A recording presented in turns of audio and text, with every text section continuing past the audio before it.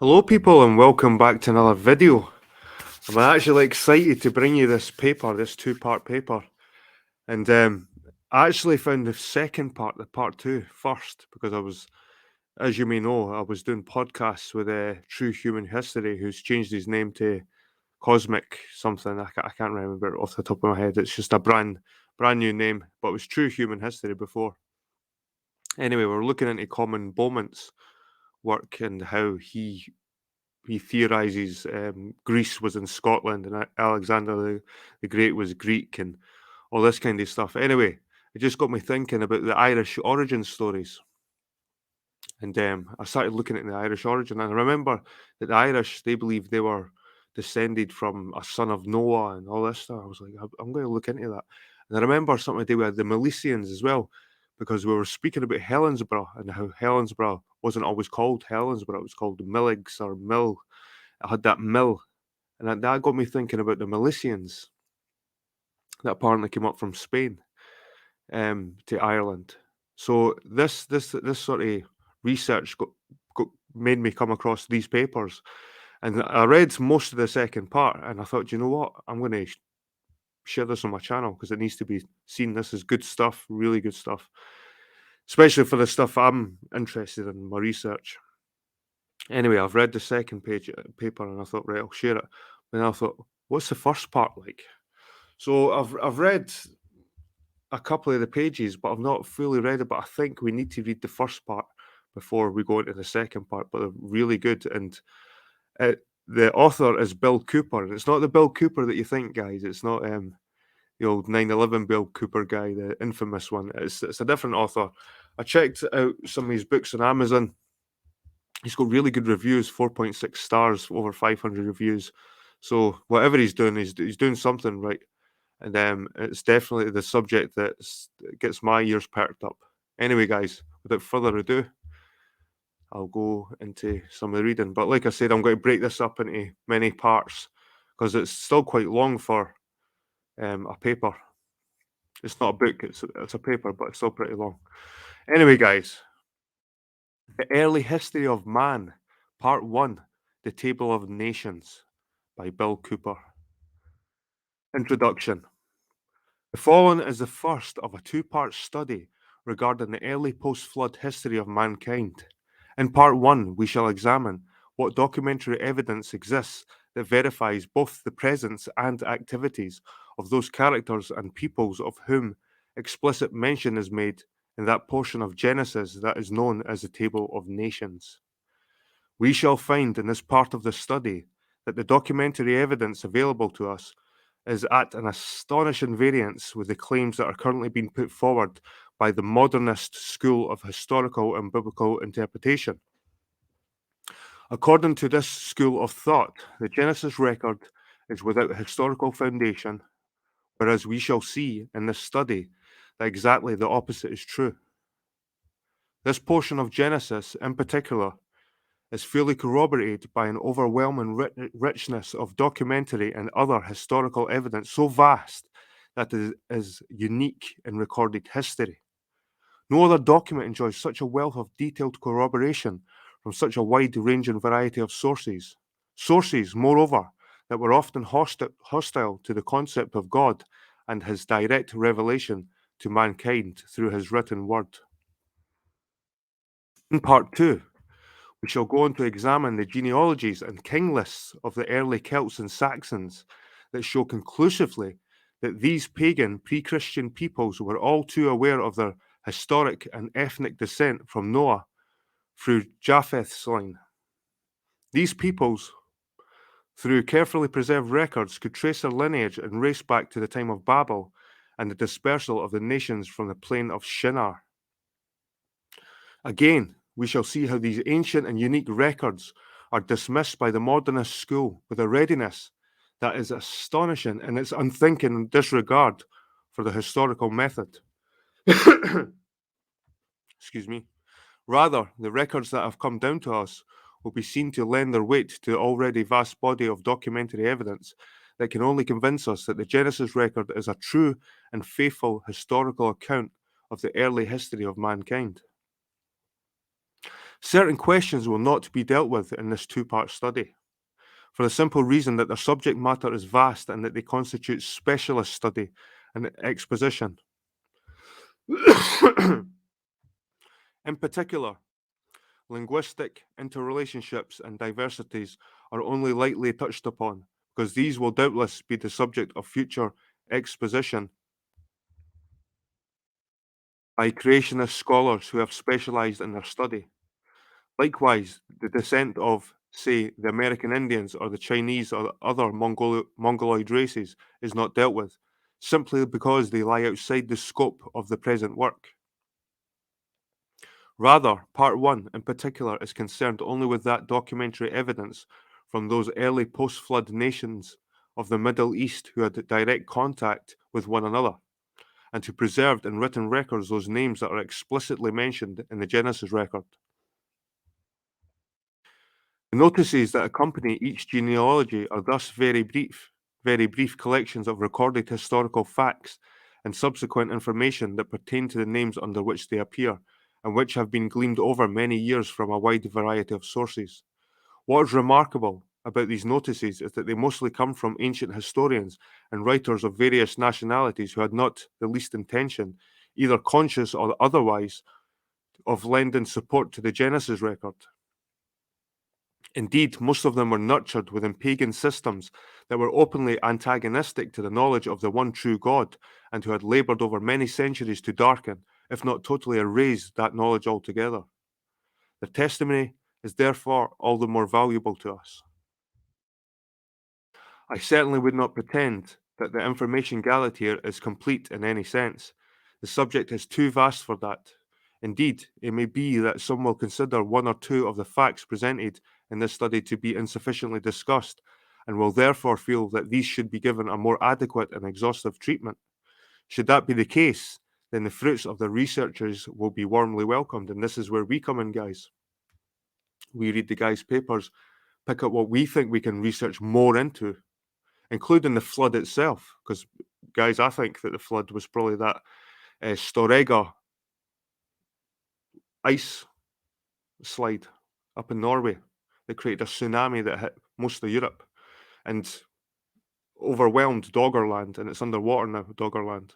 But it was known that Britain was connected to Europe before that great flood. My intention, after all, is merely to present to the serious researcher a definite historical framework that can be built upon and added to as more information comes to light. That, and to vindicate a record that has been supposed for too long to be nothing more than a pious fiction. Birth of paganism. Perhaps the most outstandingly inaccurate claim made today by modernists and liberal scholars is that the book of Genesis grew out of the pagan mythologies of nations like Babylon. It is indeed a much vaunted claim, but one that flies in the face of all the evidence. We shall see as our study progresses that as each nation was dispersed from Babel, so they carried with them the names of their founders and wove around the names of fanciful mythology that led them further and further away from both the true knowledge of God and a true understanding of their own beginnings. As time passed, so the ancestor worship to which these early peoples were so prone became more gross and degenerate until we are left with such hideous polytheistic systems as the Babylonian, Assyrian, and Egyptian. Yet, in spite of a parody of religion that we see in the early and modern pagan systems, it is still possible to trace the memory, albeit distorted, of a great many subjects that Genesis records so accurately. This is especially true of the Babylonian system, as well as such distorted memories as they possessed of the flood and the dispersal of the nations from Babel. They also carried with them the distinct memories of Adam, Eve, and the fall. Indeed, as can be seen in the illustration of Figure 1, they were still able to portray Adam, Eve, and the serpent and the tree of knowledge of good and evil with remarkable accuracy, many hundreds of years after supposedly losing the knowledge of God altogether. Eve was known to them as Nini T, the Lady of the Rib, which name can also mean in their tongue the lady who causes to live, which is the very epithet of Genesis itself, records of Eve as the mother of all living. See figure 1. What it says underneath it, based on a very early Babylonian cylinder seal, based on an very early Babylon seal. This illustration demonstrates the undoubted knowledge among the early Babylonians of Adam, Eve, the serpent, and the tree of knowledge of good and evil. Note how the serpent stands behind Eve while she invites Adam to eat the fruit with her. And all this seal is an outstandingly accurate picture book account of the fall. It is interesting. Tree doesn't look like any kind of tree that you'd recognise. It's a very alien, strange looking tree. So there's these spiky parts, and it looks like fruit at the bottom of it. Adam's a bit strange too, with the horns, as you can see there, and Eve has got the serpent behind her. They're sitting on some kind of boxes. Anyway, Eden was known to the Babylonians as Edenu or Idenu, and was said to have been the paradise in which the immortal ones lived. Moreover, the very name of Babylon itself, Bab Elu, meant literally the gate of God, standing as it did between the Tigris and Euphrates rivers, the very location of Eden as described in the book of Genesis. The original Tigris, Euphrates, and Eden were, of course, destroyed beyond all recognition by the flood of Noah, and yet the Babylonians were to preserve both the knowledge and the names of them, even within their own otherwise perverse philosophy. Likewise, Tubal Cain was remembered and worshipped by the Babylonians as Bil Khan, the god of metalworking, which name was later further corrupted to Vulcan, the Roman god of fire. And so it goes on. However, the foundation of paganism was itself a direct and calculated attempt to obscure and pervert the true knowledge of God among the early nations, and its success is all too evident even today. These pagan gods were adored merely for their license that they gave to the practice of perversions and abominations that it would be tedious to describe. And as we ponder these things, we surely cannot fail to see the absurdity behind the latest notion to emerge from the modernist school, namely that all religions lead to God. Whoever is responsible for such a nonsensical idea can we know neither the God of whom they speak nor the true and evil nature of pagan worship.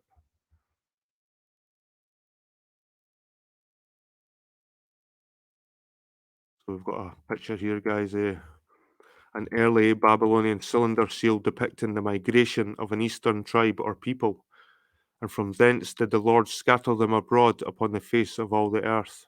Genesis 11:9.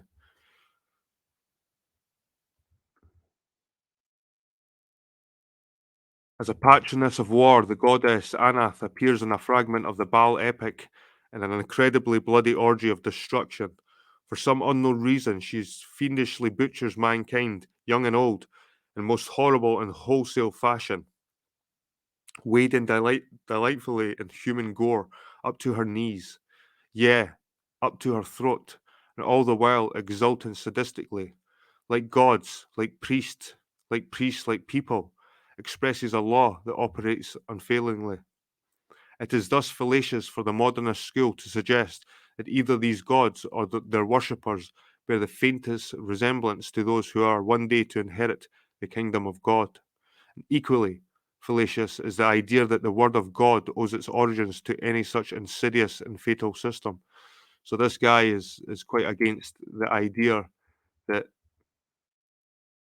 Christianity or the idea of a monotheistic God, one true God. Um, he doesn't like the thought that these pagan nations were trying to distort that. Um, or he doesn't like the thought of Christianity evolving from these pagan religions. He's more thinking that they were created to distort that one true religion, by the sounds of it. Reason and faith. In the light of all this, it is, perhaps, time for us to adopt a more reasonable and constructive approach to our study of the early history of mankind, and the Genesis record in particular. Some, no doubt, will be quick to decry such an act as that of accepting the truth of the Genesis record as an act of blind faith. Yet, where does blind faith come into it when that record is so fully endorsed by the writings of so many disinterested or indeed antagonistic witnesses?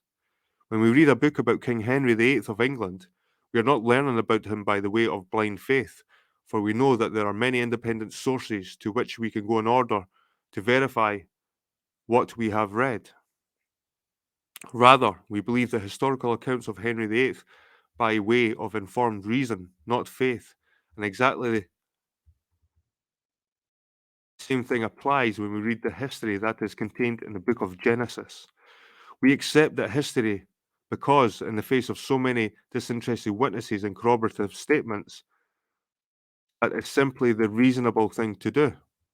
To discard such a vast weight of independent testimony would be most unreasonable and would itself be an act of almost incredible faith in the approach and highly questionable logic of modernistic philosophy. And I think he means by the mainstream idea of history, like the modern mainstream idea of history. When he says this, what's this? What does he use here? He said it a few times. The modernist, right? Modernistic philosophy.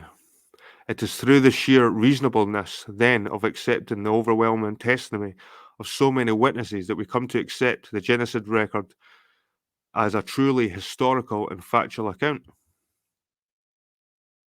And if this leads us on to faith in the God of whom Genesis so eloquently testifies, then that faith is seen to be a reasonable and informed faith, not a blind faith, as some would wrongly assert.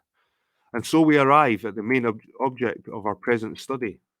We shall see that the brief but comprehensive portion of the book of Genesis, known as the Table of Nations, embraces a truly vast panorama of human history, a panorama that took several centuries to be fulfilled. Indeed, it seems that the migration and dispersal of the nations from Babel did not finally settle down until only the last century or so. Ever since those distant days, when the plain of Shinar witnessed the first migrations, humanity has been spreading itself out across the face of the globe in waves that were every bit as irresistible and energetic in the days of the Vikings as ever they were in the days of Nimrod and Ashur, and, on an admittedly smaller scale, are still observable today. Mankind, in spite of its determination to do otherwise, has finally obeyed the commandment of God to multiply and fill the earth. See figure 2, which we looked at up there. So we multiplied and filled the earth, guys. Those look like Caucasian dudes up there. Go by the noses.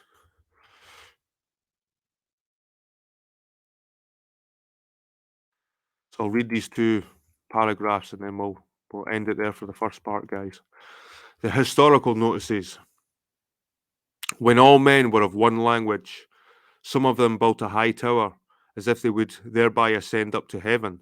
But the gods sent storms of wind and overthrew the tower, and gave everyone his peculiar language. And for this reason, it was that the city was called Babylon. That was by the Sibyl.